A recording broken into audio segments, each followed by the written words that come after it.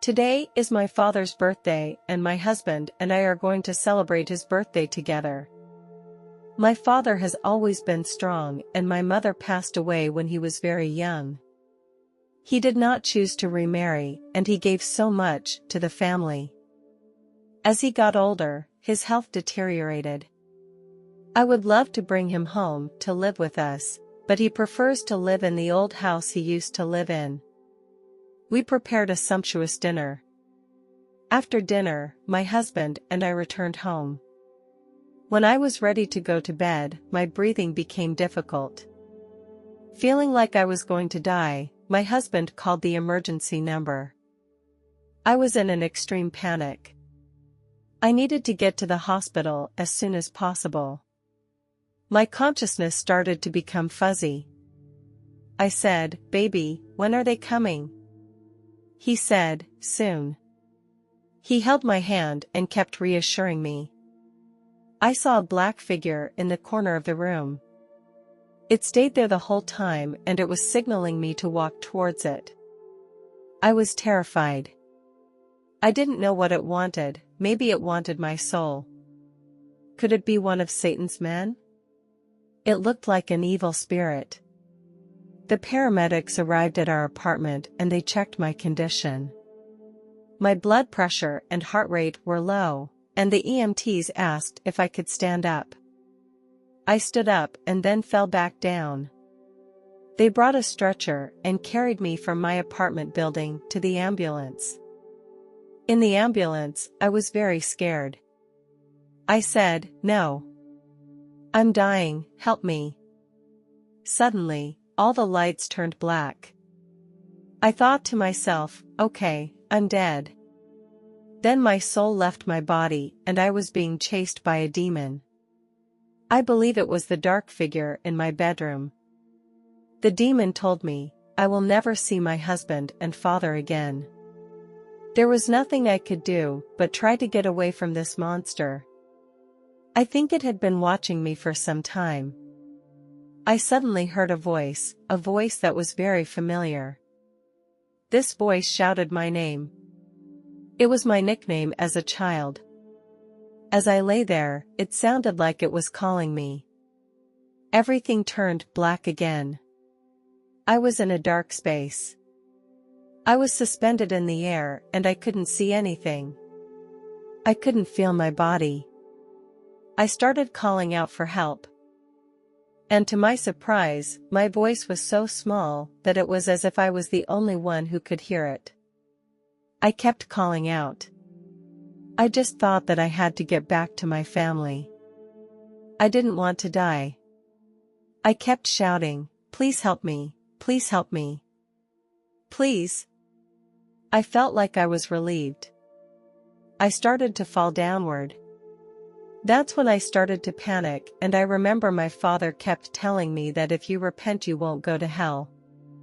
I believed at that moment that I was falling into the depths of hell. I could hear the screams all around me. I was falling and falling. I also remember my father telling me that if you pray to God for forgiveness, you won't go to hell. I began to pray. I prayed to God, "Please forgive my sins." I prayed to you, "Don't let me die." Finally, I stopped falling. I landed on a rolling boulder.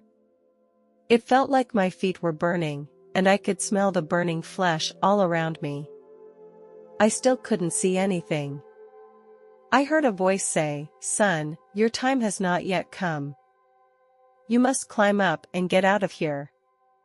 I started climbing up. The walls are wet here and I keep slipping. Some of the rocks were hot. I heard screams and people shouting at me. "You can't get up there, you can't save yourself if you try harder." I kept climbing anyway. I got to the very top. Someone held out a hand. I saw a figure, but couldn't make out a face. A dazzling light emanated from around him. All I know is that when I reached the top, I got help. I believe that hand was Jesus. His hand was so strong and powerful. His touch was so warm. His presence was so miraculous. I didn't believe in God at one time, because I had been having a hard time in my life. Now I feel like God is right there with me, and everything is going to be okay. I heard a voice saying, "Son, you must go back, your family is waiting for you. But before I send you back, I have to show you something." I saw what had happened in the past. I saw the scene. I was stealing my father's money, because I wanted to buy a toy I wanted. I saw the whole thing happen as if I was standing right next to it watching. When I was little, our family was not rich. I stole money from my father several times. I know now that my father knew every time I stole money from the family. But he didn't blame me. This made me very ashamed. He asked me, "What have I learned through this? If I could go back in time, would I change anything?" I said, "I regret the situation very much. If I could go back in time, this would not have happened." I felt how stupid I was at the time. Next, I saw my 19-year-old self. I lied to my father and told him I would be home late for a school event. In fact, I was out on a date with my boyfriend. I saw many more of these visions, not all of them bad, but also some that made people happy. I learned something from each scenario. I need to work on correcting a lot of things in my life. Suddenly, everything stopped and I was in a bright white room. Maybe it wasn't a room, I was just surrounded by light. I saw my grandmother, who passed away a few years ago. She looked so beautiful, and she said to me, "Your time has not come yet.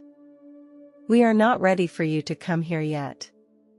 Your husband and father are still waiting for you, and you have to go back." I said, "I don't know how to go back." She pointed in the direction of my left. So I went that way, and I went back into my body. I knew I was back and I knew I was safe. I was in the hospital for 2 weeks. My kidneys completely healed themselves. I had been anemic for years. My hemoglobin is all normal now. I made it back. Jesus saved me because I proved myself. My dream as a child was to be a soccer player. I injured my knee when I was 20 years old. I had to give up my dream. Later, I suffered from severe arthritis. My leg was in constant pain and sometimes it was very difficult to walk. At first I received conservative treatment, but there was no improvement. During my treatment, I spent a lot of time in prayer and Bible study. Then my doctor suggested that I should have surgery this time because the conservative treatment was not effective. We set a date for the surgery. I contacted my church members and family and asked them to pray for me. On the morning of my surgery, the nurse told me that I was the most relaxed person she had ever seen before the surgery. My wife and children were by my side. They walked me into the operating room, and then they stayed in the waiting room. Once in the operating room, they gave me an anesthetic. When I woke up again, I found myself on the ceiling of the room. I heard the doctor ordering the nurses to get more blood bags. The scene became tumultuous. I saw that my face was pale. I did not feel alarmed or worried. I walked through the walls of the room and into the hospital hallway. I felt no resistance as I passed through the walls or doors. As I reached the first-floor lobby, a man rushed in. His anxiety caught my attention. So I looked at him and noticed that he was wearing a plaid shirt and he was carrying a briefcase. He hurried toward the operating room, slowing down at the entrance to the operating room. There was a conversation with another doctor. I don't remember their conversation, but I know the man was also a doctor. Suddenly, I began to drift upward. I passed through the ceiling of the hospital, as if pulled by some mysterious force. I continued to rise until I passed through the roof and found myself over the hospital. After I exited the hospital, I began to go over the city at a faster speed. I was moving faster and faster and I felt the wind blowing past me. It was almost winter by then. But I didn't feel the cold at all. Finally, I entered a cave-like place and there was a small bright light in front of me. I came into the light. I saw the back of a man, and I subconsciously thought I should follow him. He had very long hair, he was wearing a long white robe of rough material and sandals on his feet. We walked up a flight of steps and before us was a gorgeous idyllic scene. The meadow was covered with bright flowers, which I had never seen before. There was a small river on the prairie. We came to the river and on the other side I saw loved ones who had died. They were gathered together. I saw my grandfather and my brother first. They saw me too, and they were as excited as I was. Then I noticed one person I didn't recognize. I later learned that it was my great-grandfather, who had died before I was born, so I had never met him. I could communicate with them telepathically. I couldn't remember what they were wearing or even what they looked like, but it was definitely their spirit. When I thought about hugging them on the other side, my guide who was leading me telepathically told me that I had to go somewhere else first and that I had to follow him. I followed him around a bend in the road. I saw a Greek-style building in the distance. It was vibrant white. There were many steps leading up to it, with huge columns in front. Many people were wearing vibrant white robes. They were milling around outside, going in and out. My guide led me inside. Inside was a huge library filled with books.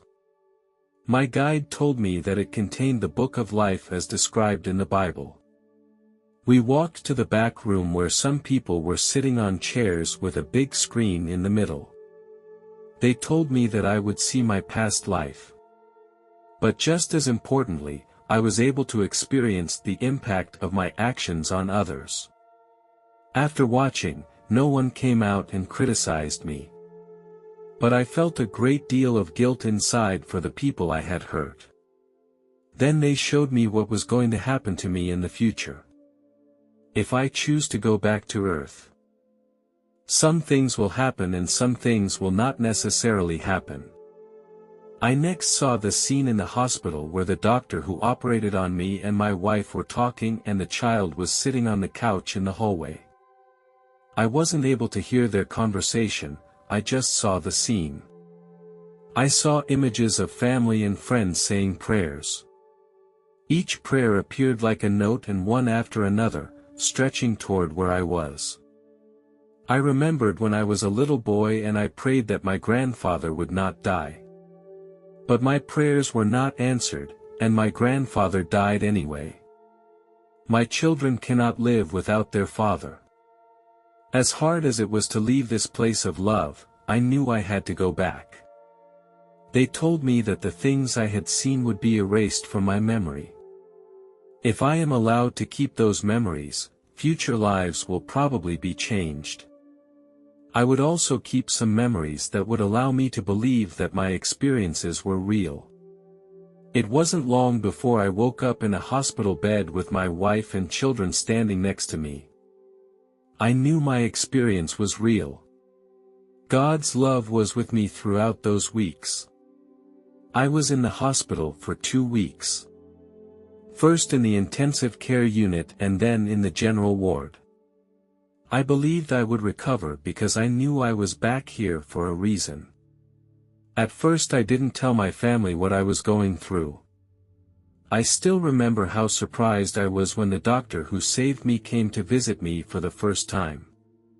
We had never met before that time, and he was the doctor in the plaid shirt. This doctor was very warm and kind. Shortly after I got home, I shared my experience with my wife. I told her, while I was in surgery, I lost so much blood that my soul left my body and walked out of the operating room. I saw the doctor, and I didn't know who he was or why he was there at the time. How he was hurrying towards the operating room and was wearing a plaid shirt and carrying a bag. This surprised my wife. Because at that time, she also saw this doctor in the hallway.